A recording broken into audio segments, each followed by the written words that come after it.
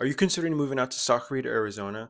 Well, check out this video because you're not going to want to miss it, and we're going to go over all the things that the town has to offer. My name is Emilio. I'm a local realtor out here in Tucson, Arizona, and I'm also stationed at Davis-Monthan Air Force Base, and I'm active duty, and I've been in the service for almost 10 years now. And outside of the military, real estate is just my passion. So if you're in the area, I'd love to help out and get you on the right path to meet your goals. And in particular, for my military folks out there, I understand how what it's like to PCS out here, especially family, kids, and pets. So reach out to me. My phone number is 520-820-1948. Even if you're not military, we want to hear from you. So shoot me a text, give me a call, or if you just want more of a one-on-one time, I'll put a link down below in the description. You can also book a call on there, a Zoom call.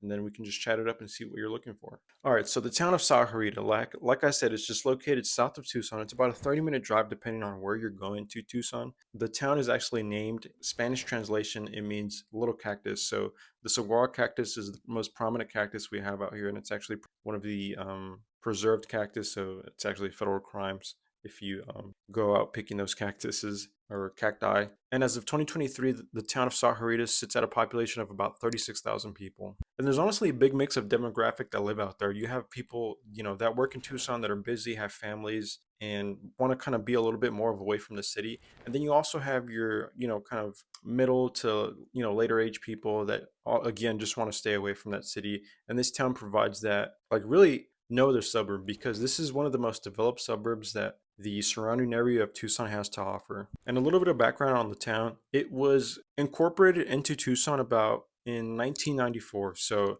it has about almost 30 years of history down there, and it's just recently exploded. Like I said, there's so many things to offer out there. One of the biggest little development areas out there is called Rancho Sahuarita, and we're going to go over what that little area has to offer as well. But this city was also ranked one of the top 10 safest cities to live in Arizona. And it has so much to offer. Even though it's a little bit of driving away from Tucson, you're still going to have your grocery stores, bars, restaurants, things like that. You have awesome schools out there. You also have clinics. And depending where you are in Sahuarita, you can definitely go from having a more rural experience to having a more suburb feel, like, family oriented. And there's really so many things that give this town a personality. You have everything from little local attractions and also employers that are out there. So there's actually a Titan Missile Museum that you can go out there and visit. It's like a Cold War era, ex-missile silo. So you can go out there. It's a museum that you can just walk in,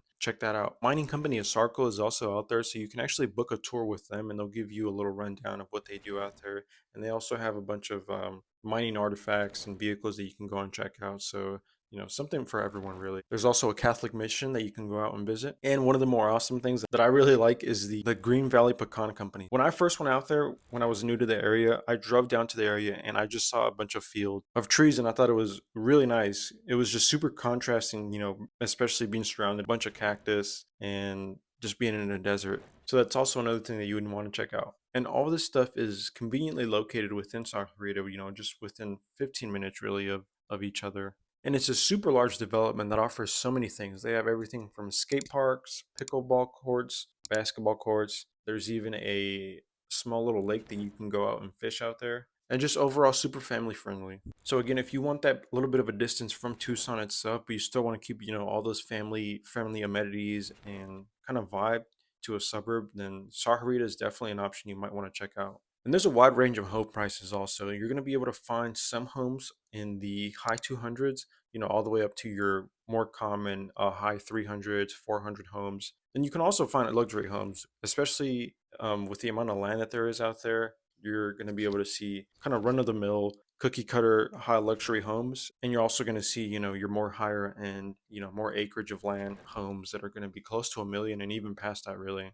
So depending on your needs, your price range, and all that, there's definitely going to be a lot of options for you to live out there. I know a lot of my coworkers that work on base that go out to Sahuarita itself, and they just drive up the 10 highway. Like I said, it's conveniently located and it runs kind of parallel to the town, and you'll be on base with 25 minutes, 30 minutes, just around roughly about that time. And this beautiful town is continuing to grow. There's various builders out there that are just pumping out homes. But I did want to mention one thing. There's plenty of real estate agents that are going to be talking about this home, but I also want to I just want to be transparent with you. I want to give you the bad, if there is any. With new builds, the elephant in the room is, some people question the quality sometimes.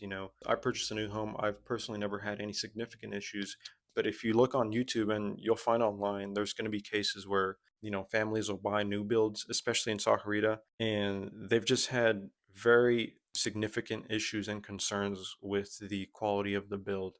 Now, this isn't very common, and it's not common at all, but there are cases out there. And like I said, you're more than welcome to look at them on Facebook, or sorry, YouTube. The owners have found, significant discrepancies with the quality, and also issues with getting them rectified when it comes to bringing them up to the builders. Now, in my experience, I can only, now this is me transitioning to, a homeowner and not an agent. But when I first purchased my new build, we had little minor things that needed corrected. There was about a fist size hole in the attic that was exposed to the elements, so we got that sealed up. And I'm not going to mention the builder, but you do kind of have to be on them. You have to submit those quests online, those repair requests, and the minor cosmetic ones are usually you should be submitting those within the year of purchasing the home, because after that it's going to be almost impossible for you to get anything cosmetic and minor fixed. And even after submitting those things, like I said, you have to be on them. You have to be, hey, what's the update on this? If you don't hear back from them, you got to be pinging them. But when it comes down to like your major items in your house, such as your roof, your AC, and things like that, those usually have a pretty long warranty. So normally it's going to be anywhere from like 5, 10 years and things like that, depending on the component or whatever part of the home it is. But again, I want to be transparent, but I also don't want to scare you. Do your due diligence. Make sure you get a good inspector, even if it is a new build. Get a good inspector out there.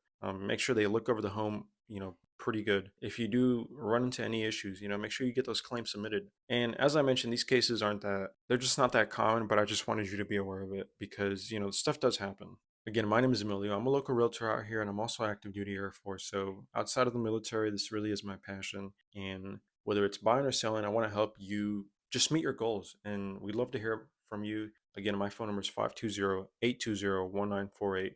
Reach out if you like the content. If you got any questions about this or even military stuff, really, if you're from my active duty folks out there or veterans. Thanks for watching.